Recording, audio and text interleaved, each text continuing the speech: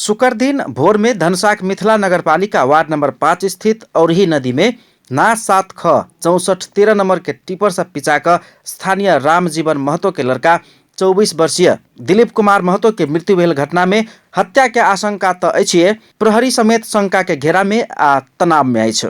दिलीप के बहिन लक्ष्मी महतो के अनुसार लक्ष्मी नदी में पहुंचला के बाद दिलीप के मृत्यु भ चुकल छल। लाश के झाँपक लेल लक्ष्मी अपन ओढ़नी देव तैयार रहल रहितो पुलिस जल्दबाजी में वार्ड अध्यक्ष श्याम बाबू यादव के गमछा से लाश के झाँप क तुरंत ओत से ल गेल छल। दाइलाई हेर्न दिनु भएन, दाइको मोबाइल म लिन्छु भनेर दाइको मोबाइल पनि लिनु दिनु भएन।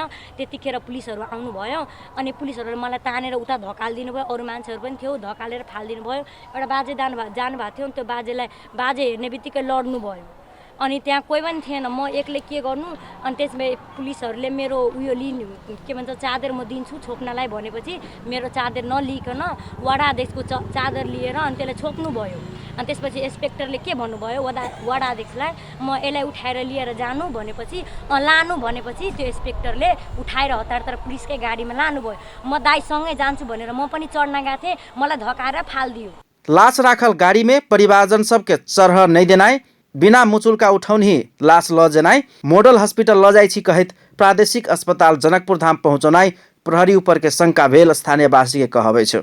दिलीप के हत्या भेल थाहा पेला के बाद स्थानीयवासी सब आक्रोशित भक चक्का जाम करैत प्रदर्शन में उतरल आ अश्रु गैस प्रहार कर धरि के स्थिति सिर्जना भेल। स्थानीय के आक्रोश के मद्देनजर करैत इलाका प्रहरी कार्यालय ढलकेबर के प्रमुख प्रहरी निरीक्षक राम कुमार यादव तत्काले एकटा बयान देलक। ओ कहलनि जे हत्या कयल गेल जका सबके प्रकृति देखल गेल अछि आ जबरदस्ती टिपर से पिचल जका समेत हम सब पौने छी। घटनाको प्रकृति हेर्दा त्यहाँ भनेको एकदम पिचेर जबरजस्ती खिचेर षड्यन्त्र तरिकाले मरेको जस्तो देखिन्छ हैन। अब अन्य अनुसन्धानको विषय हो। प्रहरी निरीक्षक यादव के उ टिप्पणी धनुषा पुलिस के तनाव के विषय बनल। प्रहरी उच्च निकाय के बिना जानकारी आ जिला प्रहरी कार्यालय संगे बिना समन्वय का संचारकर्मी समक्ष किया वहन बजने छी कहत प्रहरी निरीक्षक यादव के ढलकेबर से रातारात जिला प्रहरी कार्यालय में तानल गेल छ। एते मात्र नहीं, अनुसंधान में समय लागत तो घटना में अपना सब ऊपर समेत शंका उत्पन्न हैत आ विवादित हैब कहत वही भय से जिला प्रहरी कार्यालय धनुषा घटना में अपने सक्रियता देखौलक आ रातारात शनि के रात में पत्रकार सम्मेलन का घटना के आरोपित कहत 4 गोटे के सार्वजनिक तत्काल घटना के शांत केलक। प्रहरी निरीक्षक यादव जल्दबाजी में देने बयान से समस्या में पड़क अवस्था रहल धनुषाक प्रहरी प्रमुख रमेश बस्नेत के टिप्पणी से समेत स्पष्ट होइतै छ। होइन त्यस्तो होइन, त्यो हामीले त्यही भएर उताबाट केही ल्याप्सेसहरू पनि त्यस्ता पनि नभनौँ। त्यही भएको कारणले जिल्ला प्रहरी कार्यालयले त्यो केसलाई यता तानेर चाहिँ यहाँबाट इन्भेस्टिगेसन गरेको।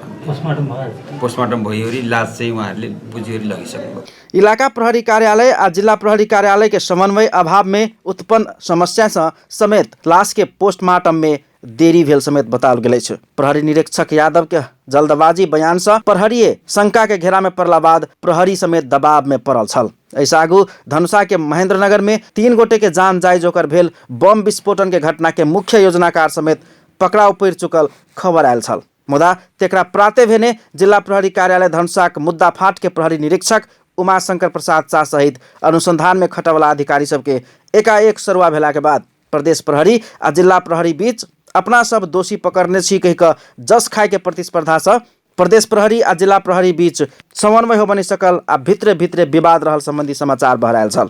ऐसा प्रहरी बीच समन्वय के अभाव आंतरिक प्रतिस्पर्धा स्पष्ट करते छ। एम्हर मृतक युवा दिलीप के शहीद घोषणा के मांग जोरदार रूप में उठा लागल छ। रवि दिन स्थानीयवासी सब ढलकेबर में प्रदर्शन करैत स्थानीय के हित में सोचला के कारण हत्या कयल गेल युवा दिलीप के शहीद घोषणा कर पड़बाक आ क्षतिपूर्ति देवा पड़बाक मांग केलक अछि। तहिना क चूरे संरक्षण अभियान में लागल चूरे मधेश विकास मंच सहित विभिन्न संघ संस्था सब समेत प्रमुख जिला अधिकारी प्रदीप राज कनेल के ज्ञापन पत्र बुझबैत मृतक युवा दिलीप के पर्यावरण शहीद घोषणा कर मांग केलक अछि। दिलीप को हत्यारालाई फांसी दे, फांसी दे, फांसी दे। पर्यावरण शहीद घोषणा कर, घोषणा कर, घोषणा कर। पर्यावरण शहीद घोषणा कर, घोषणा कर, घोषणा कर। पर्यावरण शहीद घोषणा कर, घोषणा कर, घोषणा कर। दिलीप को हत्यारालाई फांसी दे, फांसी दे, फांसी दे। अवैध गिट्टी बालुवा उत्खनन बंद कर। बहुत बड़का घटना भऽ गेलै के कारण से जैसे हम सब प्रेरित यानी कि वास्तविकता की है ओकर जैसे पूरा अथी कऽ कऽ कानून कार्रवाई में लऽ कऽ ओकरा जैसे कड़ा से कड़ा कार्रवाई दो मृत्यु ओकरा परिवार के जैसे राहत भी मिलक चाही और ओकरा जैसे अथी में हाँ गिट्टी बलुआ वह तरीका से जे छै से जैसे मिला कर चलबो। ऐसा आगू सीके राउत नेतृत्व के जनमत पार्टी नेपाल समेत हत्या कयल गेल युवा दिलीप के शहीद घोषणा करब माग कर चुकल है। अपन टेलीविजन के लेल कैमरा में संजय शाह के साथ में पूरन शाह जनकपुर धाम।